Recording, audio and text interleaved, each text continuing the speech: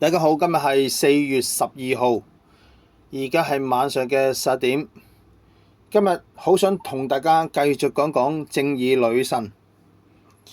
老老實實，我聽到有人講正義女神呢套戲呢，好適合家長同小朋友一齊睇。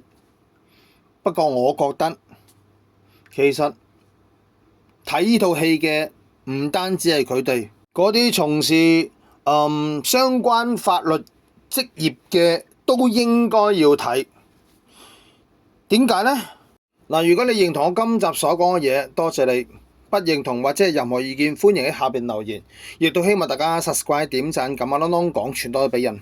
嗱，由佘詩曼所飾演嘅嚴惠芝法官，其實喺戲入邊呢，都多次講過呢一句説話。佢話俾大家聽，公義可能會遲到，但就一定唔會缺席。嗱，我唔知大家對呢一個講法有啲咩嘅睇法？老老實實，歐明妙點解會咁憤恨？咪就係因為佢所講嘅呢個世界根本就冇公義，法律只係偏幫啲有權有勢嘅人。當然，我唔知你聽完之後會有啲咩感覺，但係我隨即刻就諗起毒舌大狀嘅林良水，佢唔係同大家講過法律面前窮人死硬嘅咩？當然，我哋基本上個個人都知道呢一句原本嘅説話係一句粗口嚟嘅。點都好啦，總之我哋都明白到呢個法律制度對窮人，特別係窮人係唔公平嘅，所以我絕對相信歐明妙佢嘅控訴，當刻應該會有好多人係非常之認同，而老老實實呢一個亦肯定唔係一個如有雷同、實屬巧合嘅故事情節。我哋就以今次歐明妙嘅阿媽，佢嘅死到底係咩原因呢？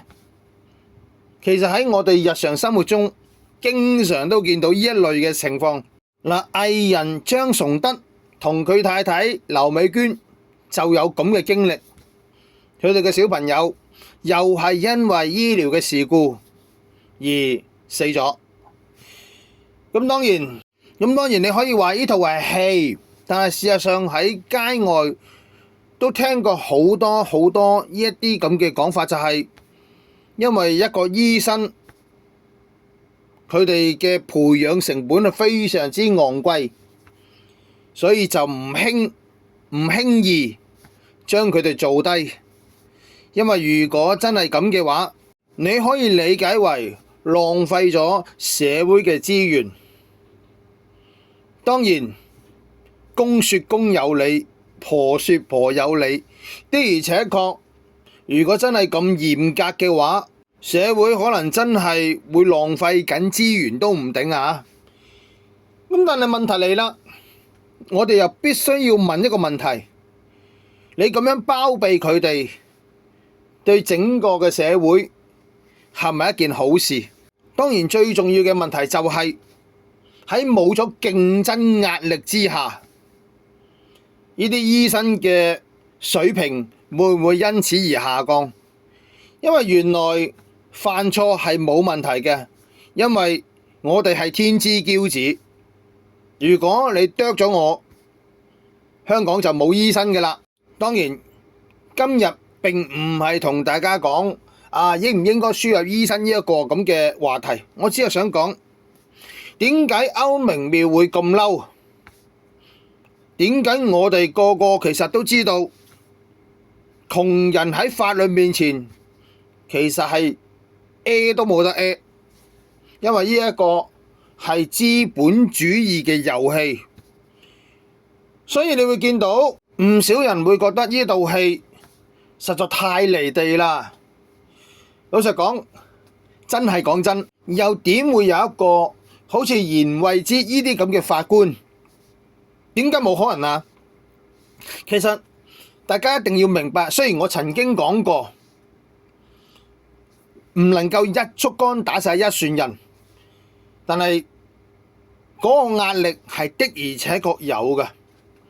我哋先唔睇言為之，其實從邱剛正身上，邱剛正即係譚耀文，你就見到嗰個人在江湖身不由己嘅處境。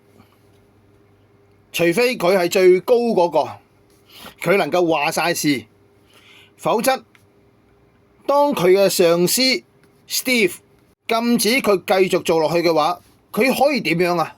唔好忘記，就算佢真係好正義，佢都仲有個女要養，佢都仲要生活。如果同上司抹咗面，佢能唔能夠再喺呢行度繼續咁樣安安定定咁樣打份工，都未必能夠做得到。所以有時候我哋都明白到人在江湖身不由己，但係一環扣一環，受冤屈嘅市民嗰個怒氣就會越嚟越大。當然有啲人佢唔 care，特別係喺高層嘅人，因為老實講，甚多呢啲高層嘅人，佢哋根本係異常離地嘅，好可能佢哋嘅家庭背景一出世，即係佢哋一出世已經係非常之富裕嘅人家。當然，正所謂贏在起跑線，由於佢一出世已經咁富裕啦，所以又有好多嘅資源俾佢哋，而因此佢哋嘅人生旅途亦都非常之暢順。而一畢業之後，可能佢哋已經直入政府嘅部門。就講呢套戲，唔少人可能已經踏入咗律師嘅崗位，又或者甚至乎係法官嘅崗位。當然一開始就唔會話去到咁高位，但係慢慢自然就會越坐越高。記住，其實政府嘅崗位呢，一般都係比出面嘅勞工市場係高嘅，所以去到嗰啲嘅職位呢，攬埋一個月呢都有20-30萬嘅。咁大家可以自己 check 一 check， 因為唔同嘅職級人工都會有啲唔同，但係你可以見到同一般嘅小市民其實係相差好遠。當然有啲人話唔係喎，嗰個出嚟打工好高人工嘅喎。記住，穩定同唔穩定係一個好重要嘅因素。點都好，其實喺呢一套戲入邊，我哋亦都能夠見到唔少嘅法官也好，律師也好，其實都係為自己嘅仕途而去奮鬥嘅。嗱，咁樣做並唔係錯誤，但係往往會有衝突。我哋就以一個陳偉做嘅大律師，其實佢做嘅好多嘢，原則上喺呢一個行業入邊咧係冇錯嘅，但係佢就揞住良心。當然啦，下下都講良心，咪乞食咩？但係點解會有咁多人係覺得呢個司法係不公？好老實講，就係因為有唔少嘅人根本就冇去盡心盡力為呢個社會去服務，又或者佢哋根本冇諗過要為佢哋嘅行業樹立好一個良好嘅形象。我老實講一句，由曾航生飾演嘅 Steve 呢一種人，又或者由陳偉所飾演嘅高淑華，甚至乎由譚耀文所飾演嘅邱剛正，我諗即係當然我哋冇機會成日見到律師同法官啦，但係我相信呢一個根本就係常態，反而能夠見得到言為之呢一類法官呢，我諗就真係萬中無一。當然頭先我講過啦，為自己有咩問題啊？老老實實真係冇問題嘅，即係人不為己，天誅地滅。但係我自己覺得人生在世，錢係咪真係咁重要呢？當然冇咗錢真係萬萬不能，但係問題係啦，多一個零少一個零，對於呢一類人上人又係咪真係咁緊要呢？其實當我睇到顏慧芝嘅時候，我除咗諗起包青天之外，我仲諗起無線電視嘅東張西望。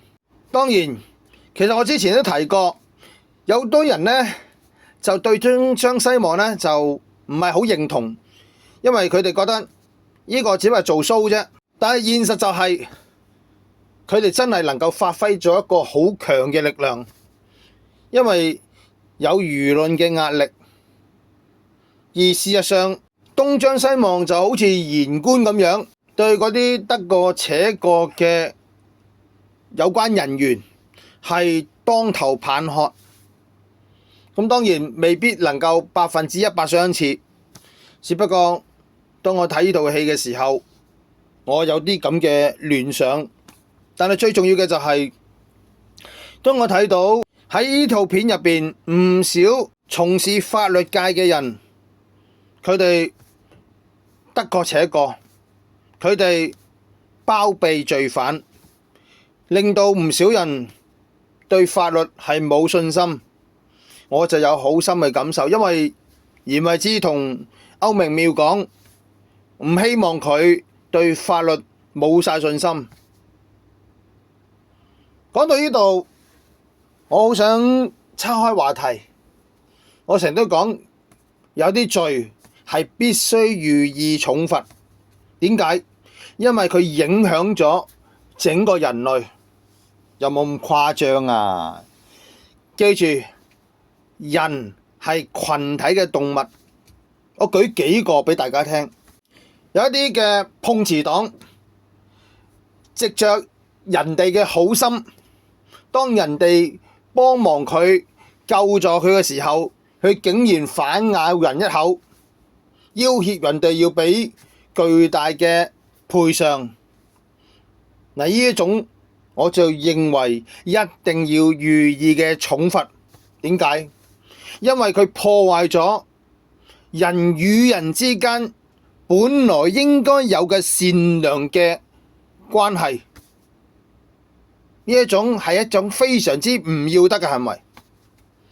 第二，嗰啲對小孩子虐待致死，又或者令到佢身心受到摧殘，包括咗強姦，呢一啲亦都係必須予以嘅重判。點解？好老實講，因為小朋友就係社會未來嘅棟樑，而你咁樣做，即係破壞緊社會嘅未來，所以亦都要不留情。咁其實如果從咁嘅邏輯去諗，咁你就明白到點解我話任何對於令到人覺得法律係唔值得信賴嘅呢啲人，亦都予以重罰。點解？因為其實大家要明白法律係一個乜嘢嘅東西。當然我同大家講過，喺資本主義之下嘅法律係一個有利於有錢人嘅遊戲規則，大家都應該明白㗎啦，唔需要多講。但係如果你令到唔少人都好似歐明妙咁樣，老實講一句啊，當個個人對於呢一個嘅制度係灰心嘅時候，點解會有19年嘅黑暴？我唔係話19年黑暴嗰班人啱，我只係同大家講，有心人就會藉着一啲嘅窿窿罅罅而去製造一個會破壞社會穩定嘅機會。所以甚至乎雲福苑嗰單嘢，我都認為係應該予以重判，不能夠留守。因為任何一種咁嘅行為都好可能係助敵嘅行為。其實助敵呢個概念喺我之前探討雲福苑嘅時候都多次講過㗎啦。嗱，今日呢套片就去到呢度為止，希望大家鍾意條片，多謝你，再見。